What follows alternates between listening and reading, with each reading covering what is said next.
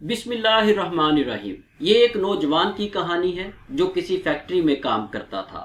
اس کا استاد ایک بوڑھا شخص تھا۔ اس نے نوجوان کو نصیحت کی، فیکٹری میں کام کرتے ہوئے بولنا کم اور کام زیادہ کرنا۔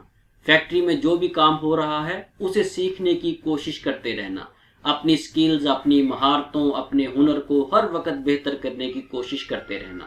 کچھ سال بعد وہ بوڑھا استاد ریٹائرڈ ہو گیا۔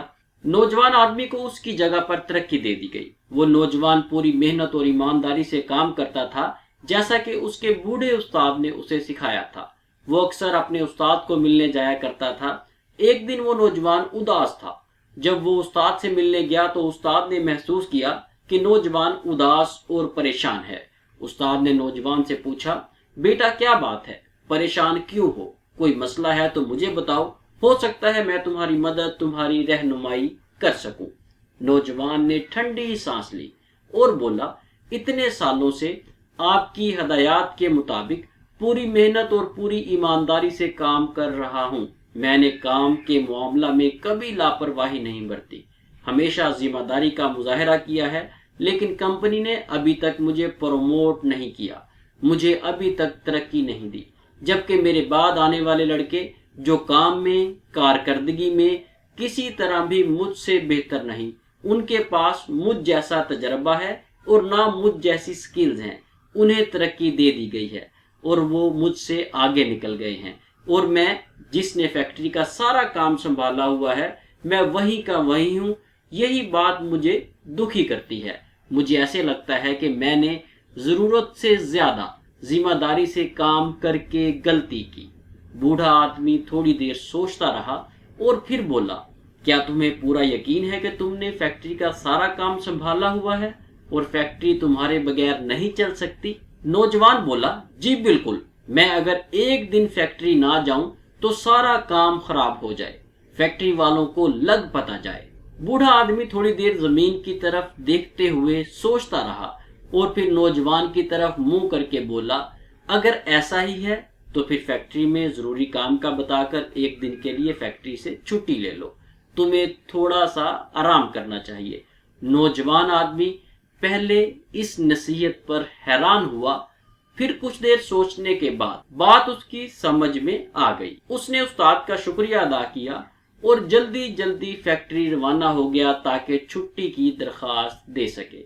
آخر کار اس نے فیکٹری سے ایک دن چھٹی لی اور خوب جی بھر کر سویا، آرام کیا اور یہ سوچتا رہا کہ اب فیکٹری والوں کو میری اہمیت کا احساس ہوگا۔ جب وہ چھٹی کے بعد اگلے دن فیکٹری پہنچا تو مینیجر نے اسے اپنے پاس بلایا اور کہا، جب وہ کل فیکٹری نہیں آیا تھا تو فیکٹری کا کام صحیح طریقے سے نہیں ہو پایا، فیکٹری کے کئی کام ادھورے رہ گئے۔ کل تمہاری غیر موجودگی سے تمہاری اہمیت کا اندازہ ہوا۔ جو کام تم آسانی سے کر لیتے ہو اس کام کو دوسروں کو کرنے میں بہت پریشانی کا سامنا ہوا۔ انہیں سمجھ ہی نہیں آ رہی تھی کہ کام کو کیسے کریں۔ تمہارے کام اور تمہاری اہمیت کو سامنے رکھتے ہوئے کمپنی نے فیصلہ کیا ہے کہ تمہیں ترقی دی جائے اور تمہاری تنخواہ میں بھی خاطر خواہ اضافہ کیا جائے تاکہ تمہاری حوصلہ افزائی ہو سکے اور تم مزید محنت اور لگن سے اپنا کام جاری رکھو۔ وہ نوجوان دل ہی دل میں استاد کی عقل مندی کو داد دے رہا تھا۔ اب اسے سمجھ آ گئی تھی کہ کامیابی کا راز کیا ہے۔ اس کے بعد جب بھی نوجوان نے اپنی تنخواہ بڑھوانی ہوتی یا فیکٹری سے کوئی فائدہ لینا ہوتا تو وہ فیکٹری سے بہانہ بنا کر چھٹی لے لیتا۔ کتنا ہی وقت ایسے ہی گزر گیا۔ ایک دن عادت سے مجبور دوبارہ اس نے چھٹی کی اور جب وہ چھٹی سے واپس آیا تو گیٹ پر موجود گارڈ نے اسے فیکٹری میں داخل ہونے سے روک دیا۔ گارڈ نے اس کے ہاتھ میں ایک لیٹر تھمایا جس پر صاف صاف لکھا تھا کہ اسے نوکری سے نکال دیا گیا ہے۔ وہ نوجوان آدمی یہ سب دیکھ کر حیران اور پریشان ہو گیا۔ اسے سمجھ نہیں آ رہی تھی کہ اچانک یہ سب کیوں اور کیسے ہو گیا۔ جب اسے کچھ سمجھ نہ آئی تو وہ بوڑھے استاد کے پاس چلا گیا۔ نوجوان نے استاد کو ساری بات بتائی، مجھے سمجھ نہیں آ رہا کہ آخر انہوں نے مجھے نوکری سے کیوں نکال دیا، آخر مجھ سے ایسی کیا غلطی ہوئی جو انہوں نے مجھے نوکری سے نکال دیا۔ یکے بعد دیگرے نوجوان یہ سوالات بوڑھے استاد سے کرتا چلا گیا۔ میں نے تو ایسے ہی کیا جیسے آپ نے مجھے سکھایا، तो फिर मेरे साथ ऐसे क्यों हो गया?